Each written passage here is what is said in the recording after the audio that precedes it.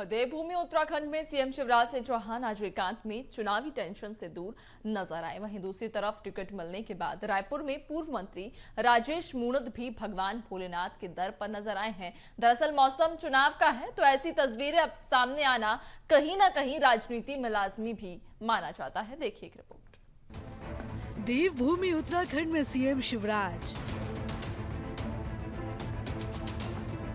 एकांत में सीएम शिवराज सिंह चौहान, चुनाव की टेंशन से दूर मुख्यमंत्री, साधु संतों का आशीर्वाद लेने पहुंचे सीएम, बुधनी से चुनाव लड़ेंगे सीएम शिवराज सिंह चौहान, छत्तीसगढ़ में भी नेता भगवान के दर पर, पूर्व मंत्री राजेश मूणत ने की पूजा अर्चना, रायपुर नगर पश्चिम से चुनाव लड़ेंगे मूणत।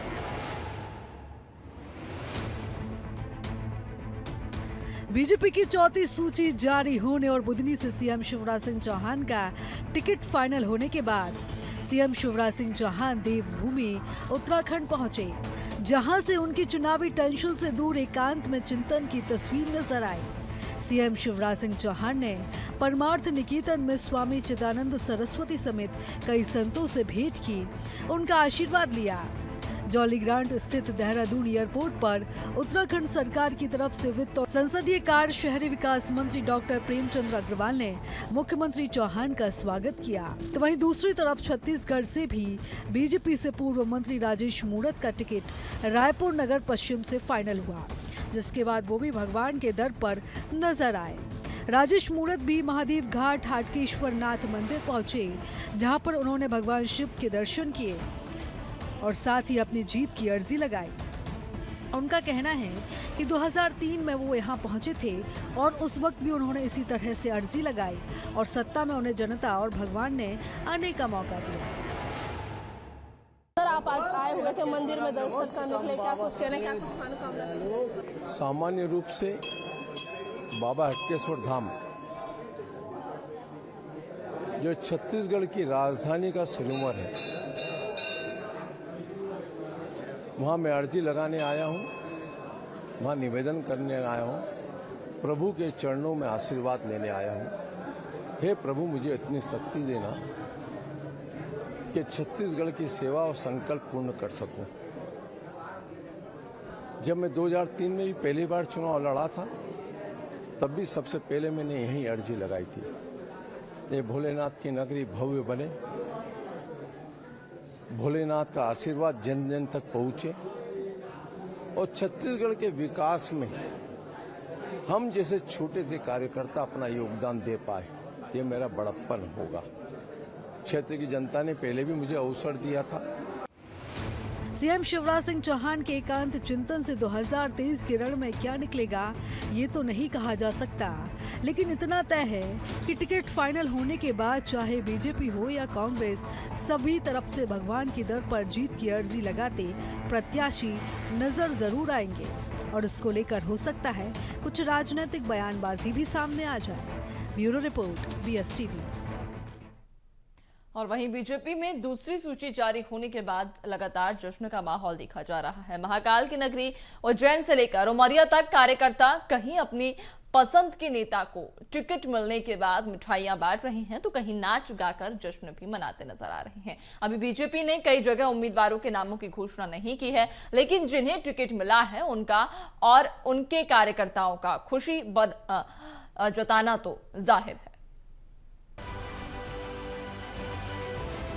बीजेपी में जश्न का माहौल, टिकट मिलने के बाद जश्न, कार्यकर्ताओं ने मनाया जश्न। उमरिया से लेकर इंदौर तक जश्न। मध्य प्रदेश में बीजेपी की चौथी सूची जारी होने के बाद अपने अपने चहेते नेताओं को टिकट मिलने के बाद कार्यकर्ताओं में जश्न का माहौल है। कोई आतिशबाजी करके जश्न मना रहा है, तो कोई प्रत्याशियों को तिलक लगाकर शुभकामनाएं दे रहा है। कार्यकर्ताओं में महाकाल की नगरी उज्जैन से लेकर पशुपतिनाथ की नगरी मंदसौर तक सिर्फ जश्न ही जश्न दिखाई दे रहा है। बीजेपी की चौथी सूची आने के बाद 136 प्रत्याशियों के नाम का ऐलान हुआ। उमरिया की मानपुर विधानसभा से भाजपा ने वर्तमान विधायक और जनजाति कार्य मंत्री मीना सिंह को अपना प्रत्याशी घोषित किया। मानपुर विधानसभा से भाजपा ने मीना सिंह को चौथी बार प्रत्याशी बनाया। मीना सिंह अपनी जीत को लेकर काफी आश्वस्त नजर आए। से मुझे विश्वास किया है मानपुर विधानसभा क्षेत्र के लिए और उम्मीदवार के तौर पर पार्टी ने घोषित भी कर दिया है, तो मैं बहुत धन्यवाद करती हूँ। और जैसा कि आपने कहा कि क्षेत्र में क्या कैसा रहेगा, काम तो बहुत हुए हैं। क्षेत्र में विकास इतने हो चुके हैं कि मैं गिन भी नहीं पाऊँगी। छोटे से छोटे काम भी हुए हैं, बड़े से बड़े काम भी हुए हैं और उन्हीं कामों को लेकर के हम फिर से जनता के बीच में जाने वाले हैं। बीजेपी के कार्यकर्ताओं में आखिर जश्न हो भी क्यों ना, क्योंकि कांग्रेस की अभी तक पहली सूची जारी नहीं हुई और बीजेपी होमवर्क में अपने आप को कहीं आगे बताकर जीतने का दावा करने से नहीं चूक रही।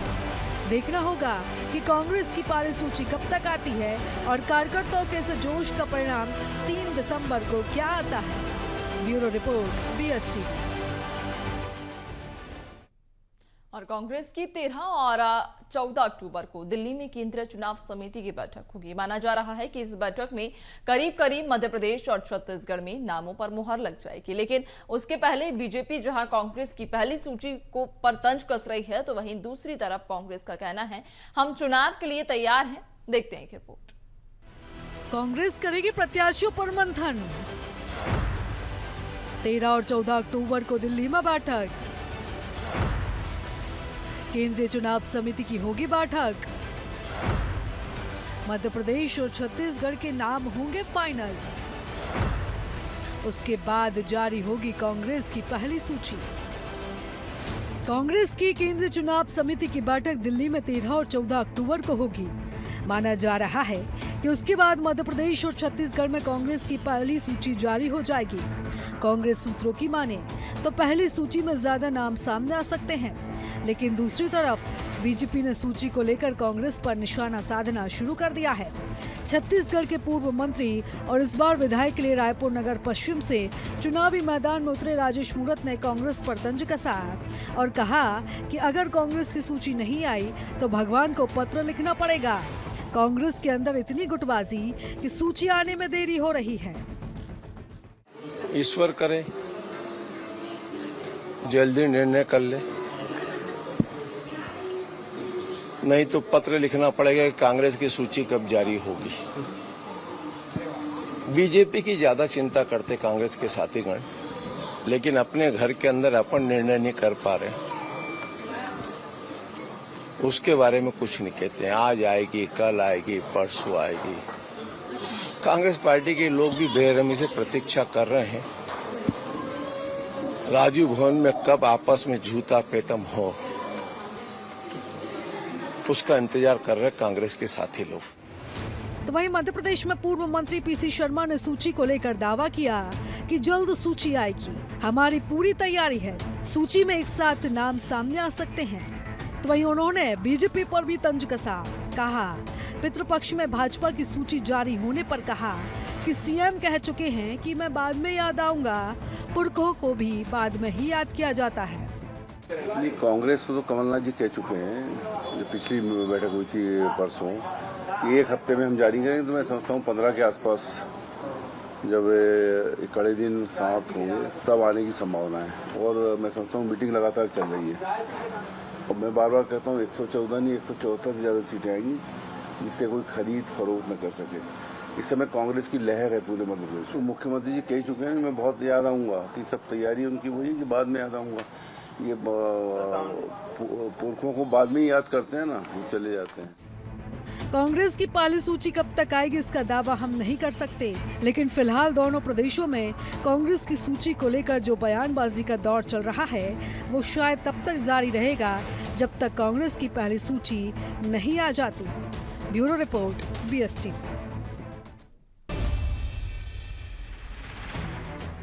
मध्य प्रदेश में चुनावी शंखनाद हो चुका है। अब ऐसे में सभी पार्टियां अब जमीनी स्तर पर ज्यादा से ज्यादा फायदे के लिए नई रणनीतियों पर काम कर रही हैं। अब कांग्रेस ने भी एक नई रणनीति पर काम करना शुरू कर दिया, या यूं कहें कि अपनी रणनीति बदलने का फैसला कर लिया है।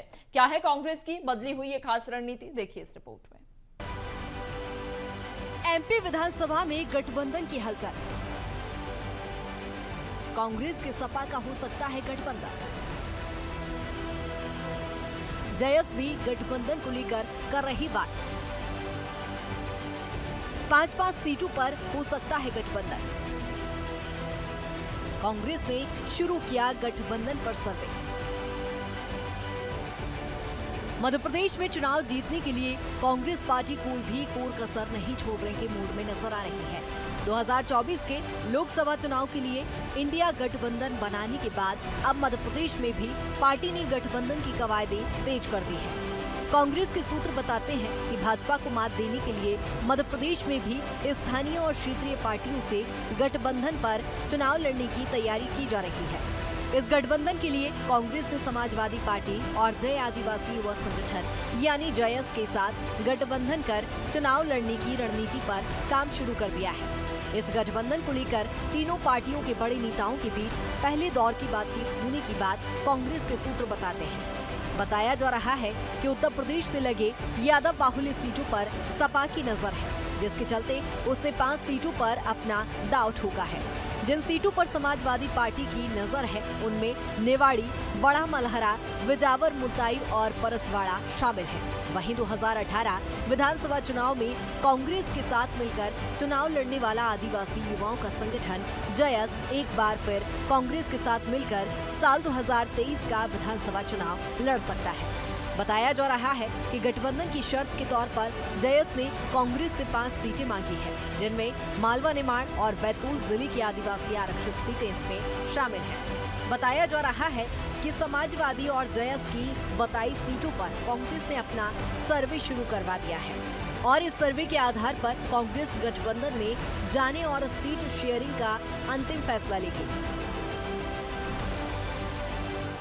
प्रादेशिक स्तर पर चाहे जयस का मामला हो या राष्ट्रीय स्तर पर समाजवादी पार्टी का मामला हो, ये दोनों ही विचारधाराएं भारतीय जनता पार्टी की अलगाववादी ताकतों को मजबूत नहीं करेंगी और सिर्फ मध्य प्रदेश ही नहीं, राष्ट्रीय क्षितिज पर भी जो हमारा अलायंस है, समाजवादी पार्टी हमारी पार्टनर रहेगी और भाजपा के मंसूबों को किसी भी तरह हम लोग पूरा नहीं होने देंगे।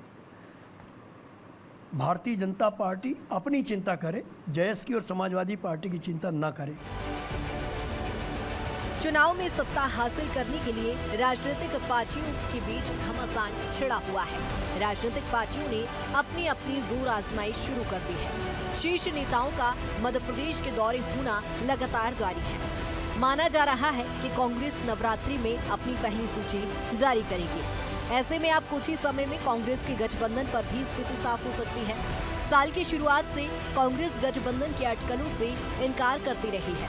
हालांकि लोकसभा के लिए विपक्षी गठबंधन के बाद से ही मध्य प्रदेश में गठबंधन की सुगबुगाहट तेज हो गई थी। इसके पहले भी कांग्रेस 2018 में चुनाव से पहले गठबंधन कर चुकी है।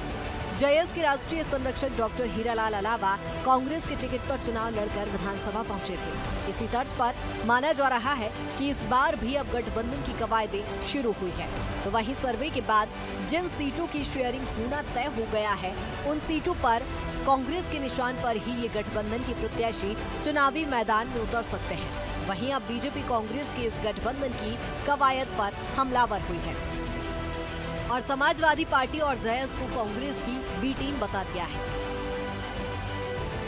देखिए, कांग्रेस चुनाव से पहले ABCD टीम ढूंढती रहती है और ये पूर्व से ही कांग्रेस के साथ ही रहे हैं। इसीलिए हमने देखा कि दिग्विजय सिंह कुछ कहते हैं तो उसको अमल ये संगठन करते हैं।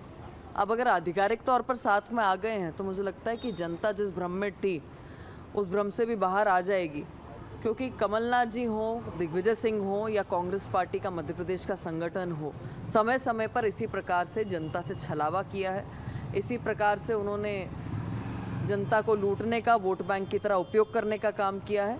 पर एक बात तय है कि भारतीय जनता पार्टी ने जिस प्रकार से गरीब कल्याण की योजनाएं लाके जनता का काम किया है, सभी वर्ग भारतीय जनता पार्टी के साथ हैं और 2003 के परिणाम को भी पीछे छोड़कर भारतीय जनता पार्टी प्रचंड बहुमत के साथ सरकार बना रही है।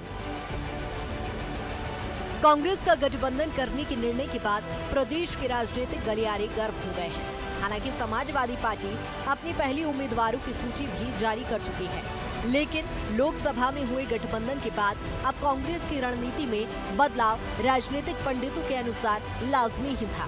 कहीं न कहीं कांग्रेस के इस गठबंधन को वोट बंटवारे के लिहाज से अहम माना जा रहा है। हालांकि अभी भी कांग्रेस ने अभी तक गठबंधन के फॉर्मूले से पर्दा नहीं उठाया है, तो ऐसे में देखना दिलचस्प होगा कि बीजेपी वर्सेस ऑल की रणनीति मध्य प्रदेश में किस हद तक कारगर साबित होती है और इस गठबंधन का फायदा किसे ज्यादा मिलता है। BSTV के लिए कैमरा पर्सन साजिद के साथ प्रखर जैन की रिपोर्ट।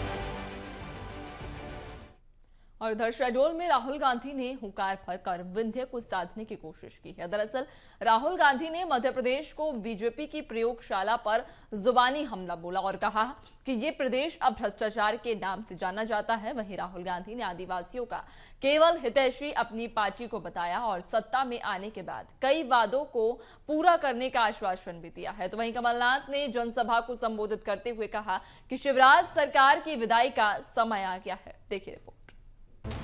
शहडोल में राहुल गांधी की हुंकार। MP में भ्रष्टाचार ही भ्रष्टाचार। महाकाल की मूर्तियों में भ्रष्टाचार। PM मोदी पर साधा निशाना। कमलनाथ ने भी साधा निशाना। शिवराज सरकार पर कांग्रेस का निशाना। आचार संहिता लगने के बाद आज मध्य प्रदेश में राहुल गांधी ने विंध्य को साधने के लिए शहडोल में हुंकार भरी। राहुल गांधी ने बीजेपी की लेबोरेटरी वाले प्रदेश को बीजेपी का भ्रष्टाचार वाला प्रदेश बताया। राहुल गांधी ने महाकाल लोक से लेकर व्यापम घोटाले तक का जिक्र किया। उन्होंने आदिवासियों का जिक्र करके कांग्रेस को उनका हितैषी बताने में भी कोई कसर नहीं छोड़ी। केंद्र सरकार पर भी निशाना साधा और कांग्रेस को 2023 की लड़ाई में विजय दिलाने की बात कही। तो वहीं दूसरी तरफ कमलनाथ ने भी शिवराज सरकार पर निशाना साधा। कहा शिवराज सरकार की विदाई का समय तय हो गया है। आदिवासी वर्ग को चोट लग रही है, ओबीसी वर्ग को चोट लग रही है, दलित वर्ग को चोट लग रही है। चलो पता लगा लेते हैं, एक्सरे कर लेते हैं, दूध का दूध पानी का पानी हो जाएगा, साफ हो जाएगा पूरा। अब मैं नरेंद्र मोदी को चैलेंज दिया, मोदी जी आप प्रधानमंत्री हो, देश का एक्सरे करा दो। कांग्रेस पार्टी ने जाति जनगणना की थी, उसका जो डेटा है मध्य प्रदेश की जनता के सामने, ओबीसी युवाओं के सामने रख दो। छत्तीसगढ़ की सरकार ने काम शुरू कर दिया, कर्नाटक की सरकार ने काम शुरू कर दिया, राजस्थान की सरकार ने काम शुरू कर दिया। कहां तक भागेगी बीजेपी, कहां तक दौड़ेंगे? मध्य प्रदेश में हमारी सरकार आएगी, पहला काम हमारी सरकार का सेंसस कर देगी। क्यों? क्योंकि हम आदिवासी वर्ग को, दलित वर्ग को और ओबीसी वर्ग को हिंदुस्तान की हिस्सेदारी देना चाहते हैं। शिवराज सिंह जी से मैं यही कहना चाहता हूं, शिवराज जी अब जनता ने आपको अच्छी तरह पहचान लिया है और 35 दिन में आपका जो दबाने का, छिपाने का, घबराने का कार्यकाल रहा है, ये समाप्त होने जा रहा है। ये जनता आपको केवल विदाई नहीं करेगी, बड़े प्यार से विदा करेगी और फिर से कांग्रेस की सरकार बनेगी। हम विकास का एक नया इतिहास बनाएंगे। प्रदेश में चुनाव की बिसात पर विंद को साधने के लिए राहुल गांधी की कोशिश कितनी कारगर होगी, ये 3 दिसंबर को पता चलेगा। तब तक बीजेपी कांग्रेस में बयानबाजी का दौर और सख्त दिखाई देगा। Bureau report, BSTV। फिलहाल 23 के तलस्म में इतना ही। बने रहिए BSTV के साथ। दीजिए इजाजत। नमस्कार।